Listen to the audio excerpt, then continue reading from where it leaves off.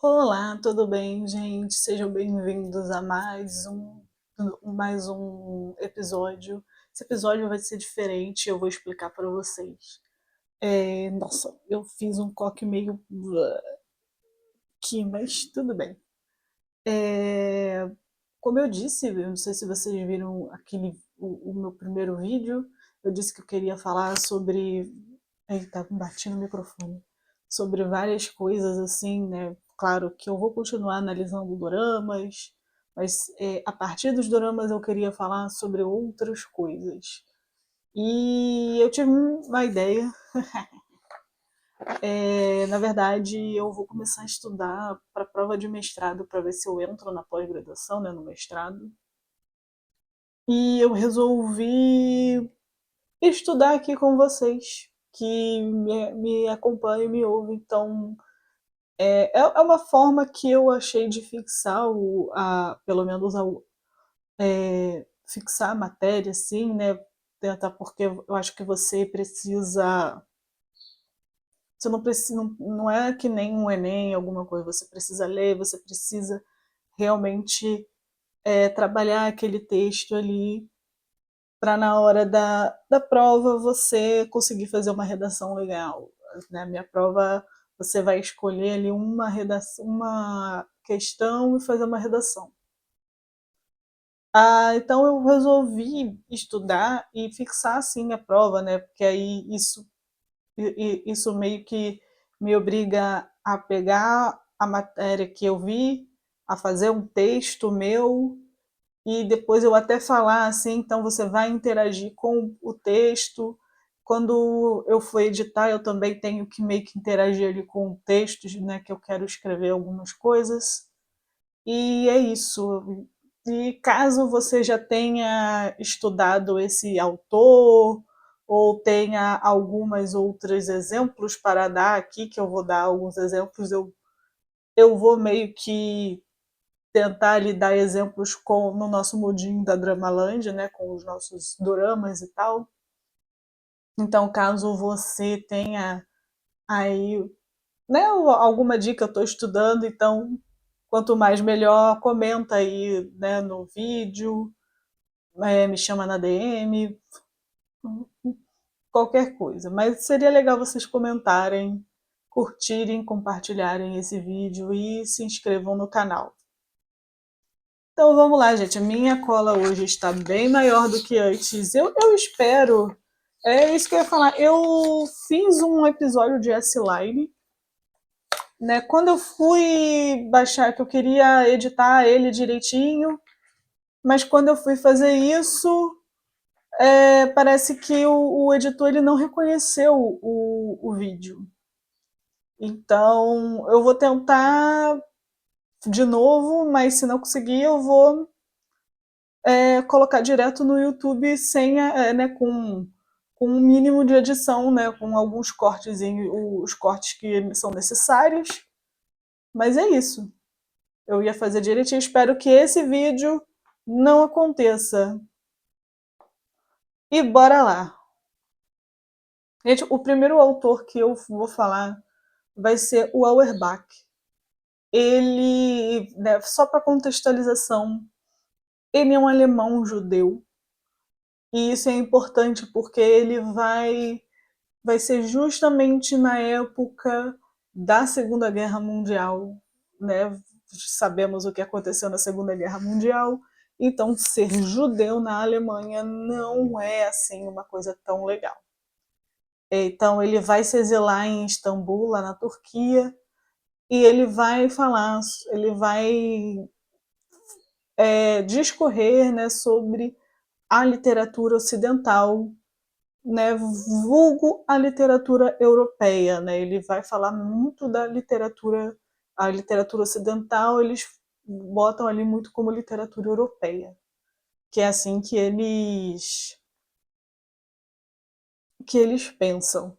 Mas eu botei para exemplificar nessa primeira parte os C-dramas, porque quando eu fui, né, ler assim, né, eu fui tentar, nossa, o que que pode aqui ser que pode ser relacionado aqui no mundo, né, dos doramas para eu fazer o vídeo, eu vi muito os C-dramas. Não vai ser completamente igual, obviamente, porque afinal, além, ele está falando de literatura ocidental do século XX, e eu vou exemplificar. Ai meu Deus, gente, minhas cachorras hoje estão demais. E ele vai exemplificar com. Eu vou exemplificar com C-dramas do século XXI, né? Asiático, né? Tem uma outra linha e tem uma outra forma, outra linguagem. Ai, eu espero que isso não pegue no vídeo. Ó, resolveu todo mundo. Mas existem coisas aí, existem questões, características que daí para a gente fazer uma relação, eu acho que dá para a gente entender melhor com a exemplificação de algo que a gente conhece. Vamos lá.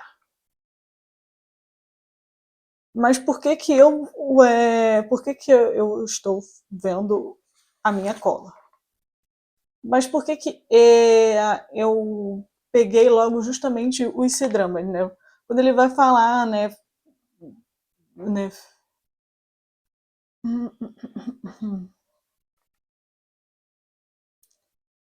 quando ele vai falar de literatura clássica, por exemplo, de literatura da literatura ocidental, ele vai colocar dois pilares: a literatura clássica e a literatura judaico-cristã.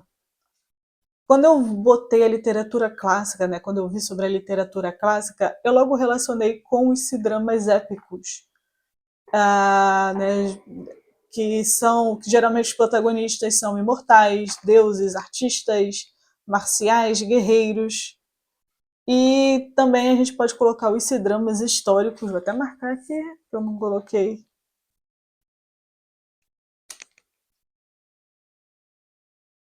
C-dramas históricos. Né? Os C-dramas históricos que giram em cima de intrigas palacianas. Se vocês não viram, vejam. A China ela manda muito bem nesses C-dramas assim. E, né, a literatura, essa literatura, a literatura clássica, ela é chamada de, ele chama ela de estilo homérico.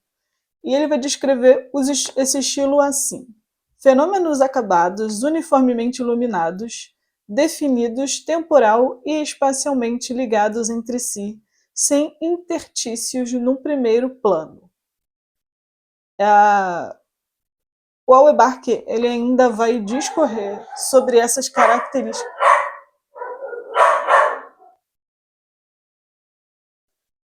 Voltando aqui, o Auerbach ele está aqui falando meio que o estilo homérico ele tem uma certa linearidade.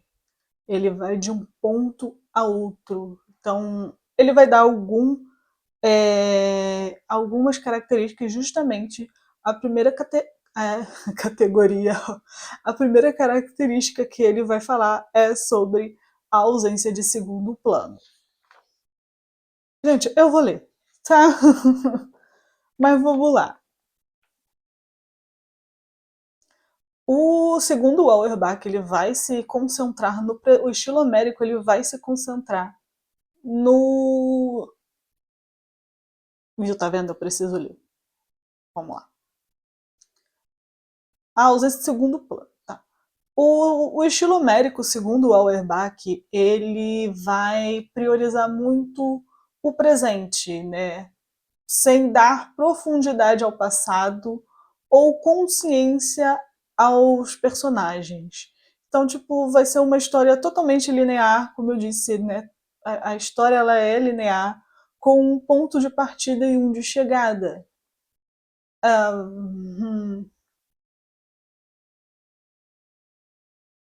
E é assim, e é aqui que eu vejo assim um contraponto na história, né, o estilo homérico com o com as nossas séries, né, épicas chinesas, que eles dão muita importância ao passado, né? Muitas vezes o que acontece, né, muitos É muito. É... Nossa, por que, que eu falei tão bem nos outros? Por que, que eu tô falando aqui?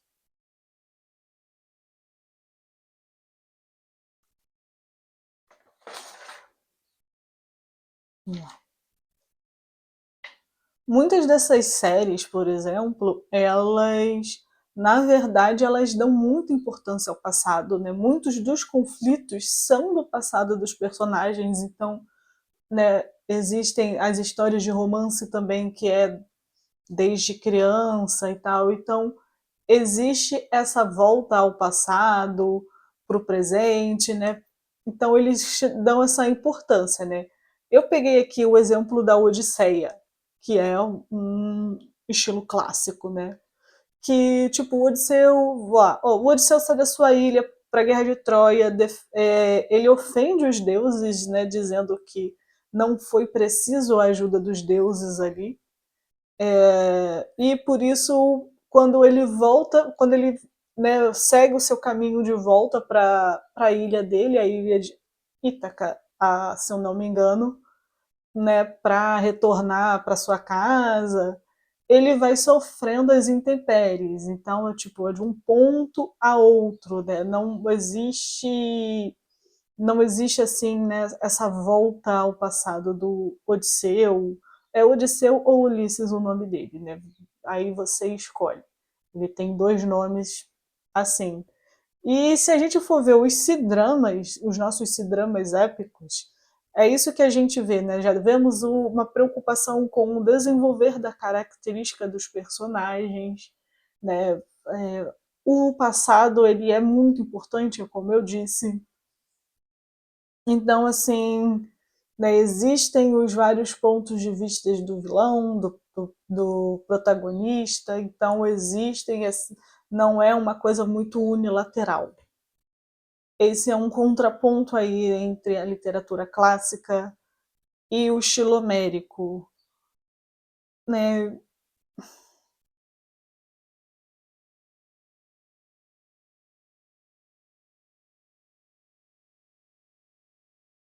Já a outra característica que o Auerbach vai falar é o controle e claridade.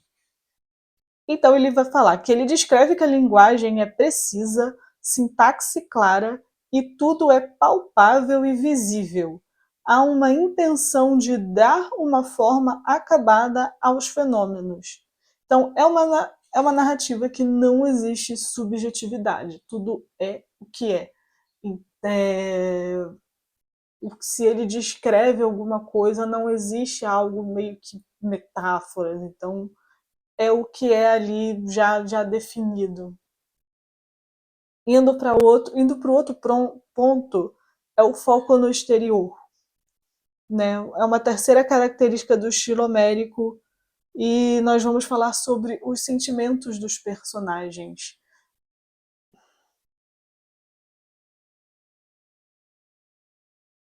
Então, segundo o Auerbach, as emoções dos heróis homéricos serão apresentadas de forma direta, sem a complexidade interna dos personagens bíblicos, e o seu destino é univocadamente determinado.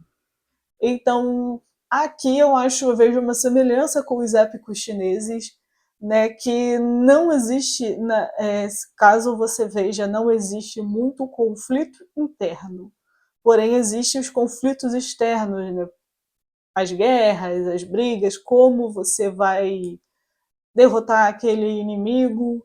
Não existe essa coisa da tipo, o que será que eu estou sentindo? Será que o que estou fazendo isso é certo? Talvez tenha um pouco assim, porque como eu disse, a gente está falando de uma série que está sendo feita no século XXI, né, audiovisual, então talvez tenha um pouco mais de profundidade nos personagens, mas geralmente essa série ela vai destacar os conflitos exteriores, não os interiores. Eu nesse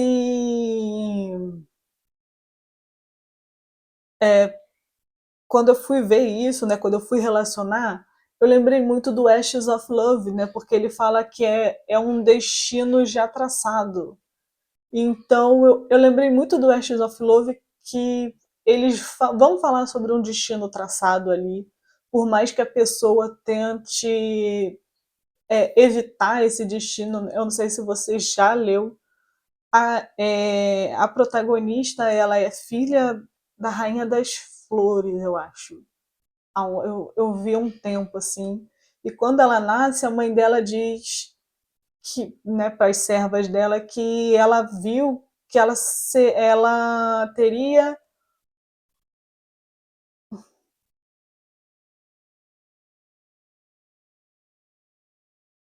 isso, que ela iria sofrer por amor. Então, ela.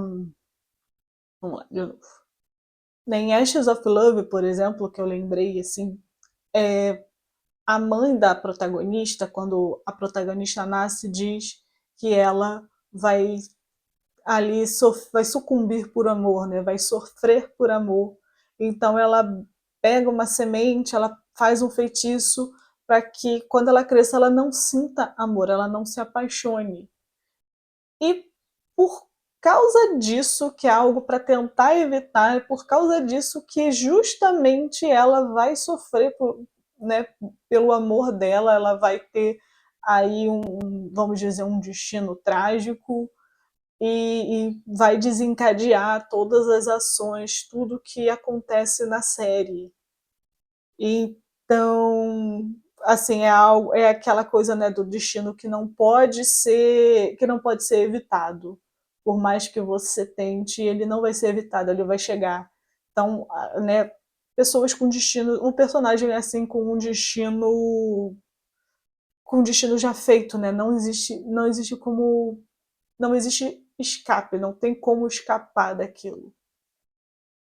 Então a gente chega a um outro pilar da literatura ocidental, que é o estilo bíblico.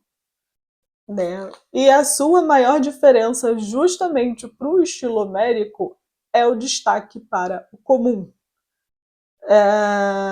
Então, eu lembrei também, né, quando eu fui fazer, existem os dramas épicos, mas dentro também da China, eles fazem como se fosse uma. Sabe, lembra da. Malhação acabou, mas vocês lembram da Malhação que todo ano tinha uma temporada nova de Malhação, né? Não era uma. Era Malhação, mas era sempre uma história diferente. Eu acho que a China. Eu não posso dar certeza, mas eu acho que a China ela tem uma coisa meio parecida, né?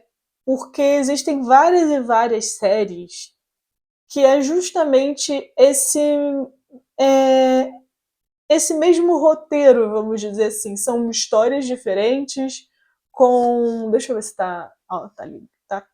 Eita, eu acho que ele tá indo de base o microfone. Indo de base que eu tô falando que ele tá indo sem bateria. Bora lá. Mas vocês já perceberam isso? Que, assim, são as mesmas. Não são as mesmas histórias, são personagens diferentes, porém eles têm assim uma mesma evolução, que é dois protagonistas ali principais que são da mesma escola, eles se apaixonam, aí o amor ele vai se desenvolvendo assim durante o tempo, sabe? Eles saem da escola, eles vão para a faculdade, e no final eles se casam. E nunca são dois protagonistas só, né? Em volta desse protagonista tem um grupo de amigos, e aí vai se desenrolar a história nesse tempo, né? Do ensino médio até a fase adulta. Então, se você for olhar, se vocês querem procurar, tem tipo A Love So Beautiful, que tem até tem até versão coreana, mas a versão existe a versão original é chinesa. Eu já vi um que é Minha Juventude, né? Esse estava em português o título. Mas assim, de tempos de juventude, sempre procurem. Eles sempre vão ser sempre assim, né? O ensino médio, faculdade, idade adulta, procurar trabalho.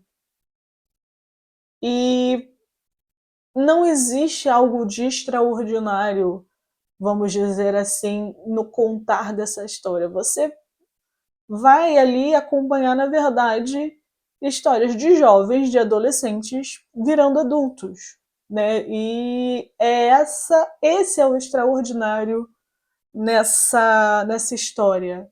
Você vai ver o desenvolvimento dessa pessoa, que ela vai ter que lidar com muitas coisas, né? Porque vai sair da casa dos pais, eles vão ter que lidar sozinhos, essas frustrações de tipo, será que eu vou entrar na faculdade? Será que eu não vou entrar na faculdade?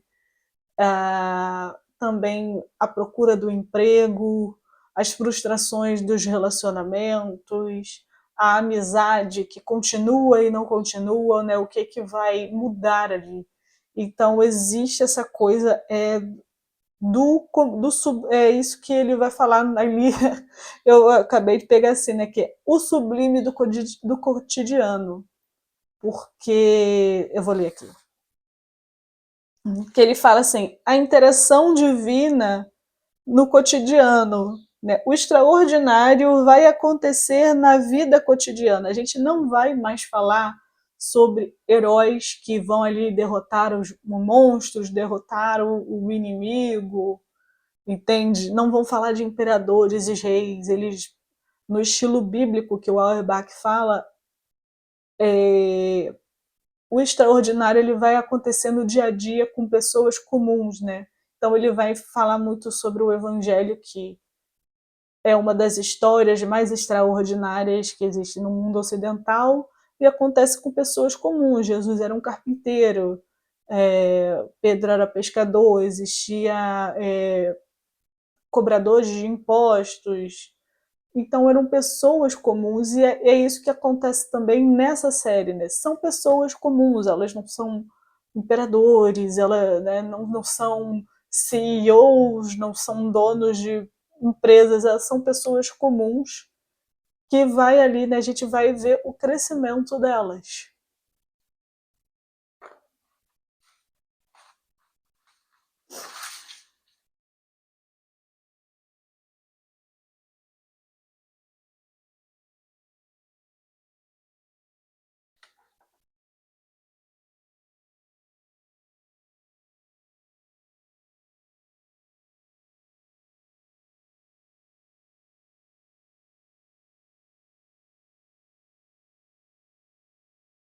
E ainda, né, nesse exemplo que eu estou falando, né, de séries que mostram pessoas comuns, que vai mostrar o dia a dia, que seria aquele fala do ordinário, existe a profundidade de múltiplos planos. O Auerbach ele vai pegar o exemplo da história do Abraão e do Isaac, né? Aí ele fala assim, né? Vai caracterizar a história bíblica, o Auerbach vai caracterizar a história bíblica por recalque de certas partes e ofuscamento de outras, falta de conexão, sugestivo tácito, multiplicidade de planos, multivocidade, necessidade de interpretação, pretensão à universalidade histórica, formação da ideia de dever histórico e aprofundamento do problemático.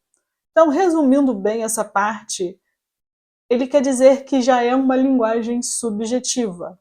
Ela não é tão literal lá como era no estilo homérico. E, e assim, a nossa narrativa, e essa narrativa, ela tem como objetivo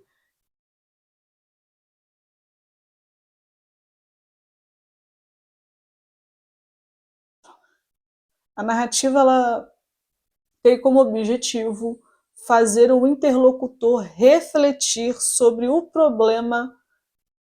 Opa, de novo aqui. Resumindo bem essa parte, podemos dizer que já. De novo aqui.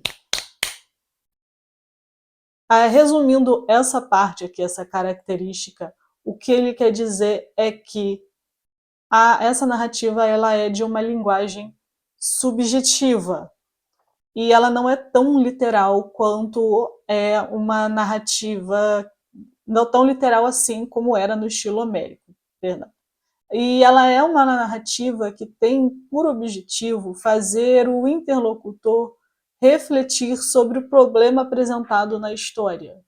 Né? O autor ele não vai dar a solução de cara para sua audiência, né? Ele vai fazer o leitor ou o espectador chegar na própria resposta.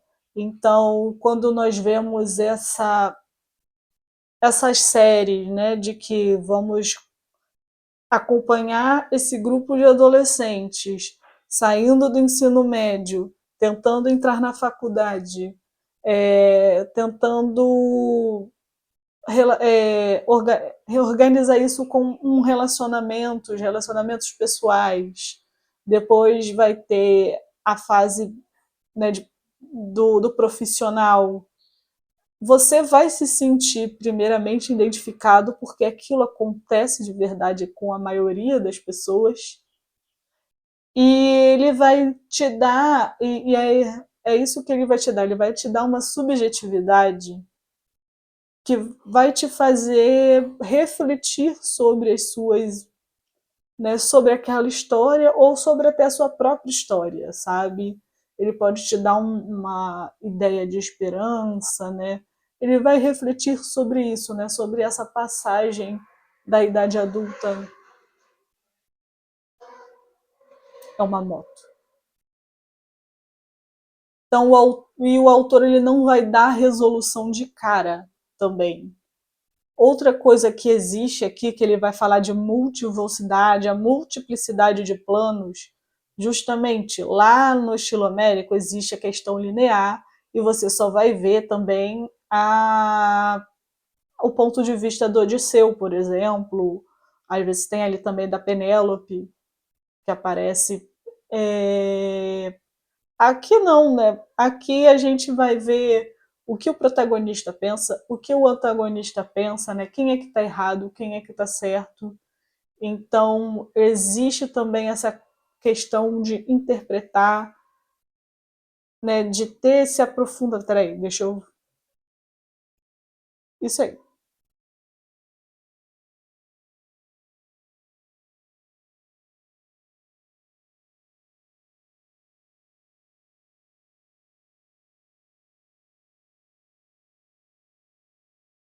calma.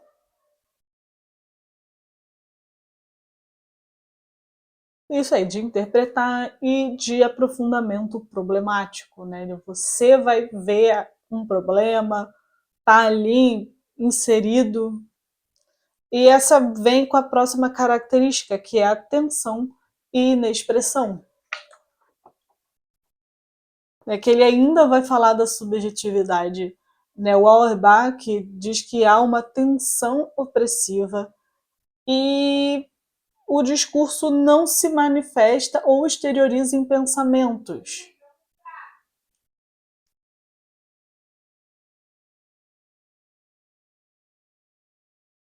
Vamos falar, né? O Auerbach, né, segundo o Auerbach, há uma tensão opressiva, né? E o discurso ele não manifesta ou exterioriza pensamentos, né? Mas alude a algo implícito que permanece inexpressivo, né? Quando você assiste Ombro Amigo, por exemplo, que é também, né, essa muito esse estilo também de série, né, apesar de já acontecer na faculdade, né, o que você assiste assim de cara explicitamente? É sobre o romance de dois universitários com personalidades opostas que coincidentemente, né, que pelo destino eles vão morar juntos e assim vai se desenrolar um romance.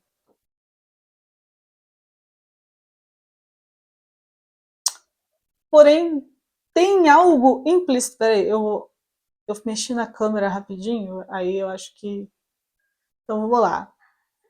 tem algo implícito naquela história e eles não vão contar de cara o que, que é, mas tem uma mensagem implícita, tem algo que vai fazer você refletir ali, né, sobre questões assim, mas ele não vai dar de cara isso.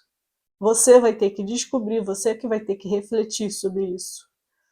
E por último, nós temos o caráter histórico universal. Então aí, né, como eu, brasileira, eu consigo me identificar com um personagem universitário que é chinês, tá? Então,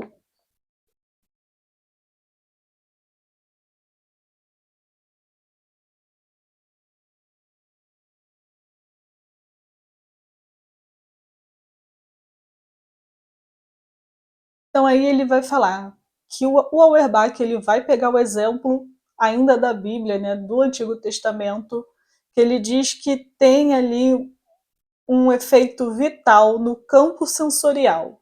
E isso se deve ao fato de que os eventos éticos, religiosos, interiores se concretizam no material sensível da vida. Então, existem questões que são universais, seja você brasileiro, seja você chinês. Essas questões, elas justamente se mostram na vida cotidiana, né? E aí eu mostro, né? Todo mundo já foi para a escola e teve que passar por vestibular, e teve que passar por é, entrevistas de emprego, já teve dúvidas, já se apaixonou, já é, teve o coração partido por essa paixão. Então, é isso que faz você se identificar com o personagem, isso que vai fazer você refletir e procurar essa mensagem implícita que está ali na história. Aí assim, né, com esses dois pilares que são esses dois pilares que fazem a literatura ocidental, a gente chega na meia marrom. E eu vou deixar essa parte para um outro vídeo, né? Vamos fazer duas partes desse vídeo, né? A meia marrom só para ter essa questão ali, o Auerbach ele vai caracterizar o romance do século XX, né? O começo do século XX teve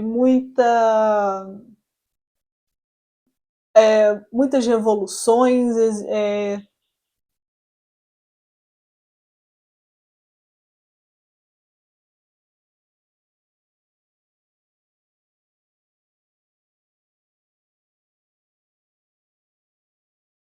em A Meia Marrom, o Auerbach ele vai caracterizar os romances do século XX, né? No começo do século XX ele teve muitas revoluções nas sociedades, né? Houve muita coisa que aconteceu que mudou muito o modo de vida da gente e isso vai se implicar também na arte, né? De como fazer arte, de como fazer literatura, de como fazer um filme ou uma série. Mas aí a gente fala sobre a meia marrom, essas características do romance do século XX no próximo vídeo. Vejo vocês aí. Beijos e tchau.